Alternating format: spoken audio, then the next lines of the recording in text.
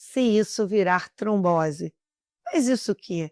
Essa é uma pergunta que eu recebo muito no consultório e também aqui nas redes sociais. O paciente chega desesperada, Aline, eu estou com medo de trombose. Então, peraí, vamos entender. É uma coisa que eu sempre falo. Para ter trombose tem que ter ingredientes. Como assim? Eu comparo, eu faço analogia como um bolo, tá? Para fazer o bolo, você precisa de ingredientes, não é verdade? Então, mas assim, se você tem uma farinha, um ovo e um fermento, já sai um bolo, né? Pode não ser o melhor dos bolos, mas já sai um bolo. E se você colocar um leite, uma manteiga, começar a incrementar, o bolo vai ficar melhor. Mas o que isso tem a ver com trombose? Muito. Porque a maneira que eu trago para o entendimento.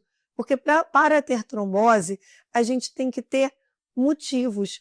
Quais são os motivos? Quando a gente vai estudar trombose, a gente pensa numa coisa chamada tríade de Virchow, tá? Mas eu não vou falar difícil hoje não, vou deixar isso para outro dia. Mas a tríade de Virchow pensa num triângulo, tá? Então, quais são os pontos? Estase sanguínea, que é o paciente ficar mais parado, a pessoa ficar mais parada. Então, isso é um fator de risco. E como é que a gente traz isso para a vida real? São pessoas que ou fizeram alguma cirurgia e tem que ficar mais em repouso, sem mexer a perna, pessoas que viagens, e sempre quando a gente fala de viagens, todo mundo fala, ah, não, é só viagem de avião, como é que é?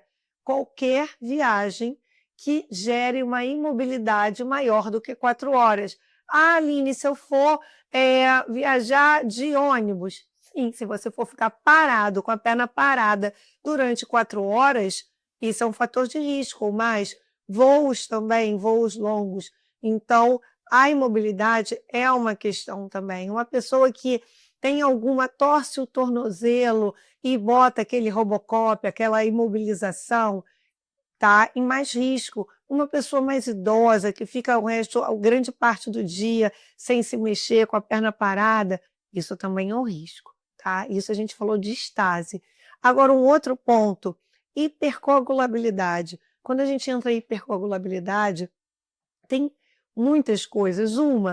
Primeira, é de herança genética ou o que a gente chama trombofilia. A trombofilia ela também pode ser adquirida, que é que você tem algum ponto que você tem uma maior predisposição a ter trombose. Então, isso é importante. Ah, mas como eu sei se eu tenho trombofilia, se eu tive trombofilia, se tem na família? Primeira coisa é ver histórico, tá?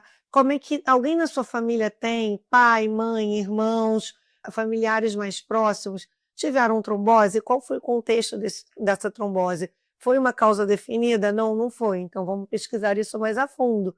Um outro ponto para pensar em trombofilia, já teve muitas tromboses, já teve algumas tromboses sem motivo, mulheres que tiveram muitas perdas gestacionais, que tiveram muitos abortos espontâneos, tudo isso são sinais de alerta para você procurar um médico, um especialista para ser avaliado. Um outro ponto na hipercoagulabilidade, desidratação. Porque o que é hipercoagulabilidade? Da maneira mais simples, é o sangue ficar mais grosso. Quais motivos você tem para isso? A questão de desidratado, você bebe pouca água, bebida alcoólica também potencializa essa desidratação, por isso que quando muitas vezes em viagem orienta o paciente, olha, bebe água, se mexe, que aí a gente entra no primeiro ponto. Nesse segundo ponto, bebe água e evita fazer uso de bebida alcoólica durante o voo, porque potencializa também a desidratação, contribui para esse fator, ou seja, dá esse ingrediente para o bolo da hipercoagulabilidade.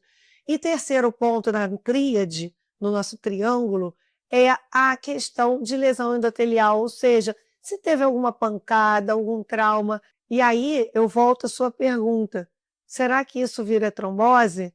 Se você se mantiver em movimento, evitar os fatores de risco, esperamos que não. Então, coloque o seu corpo em movimento. Essa foi a mensagem de hoje. Até o próximo vídeo.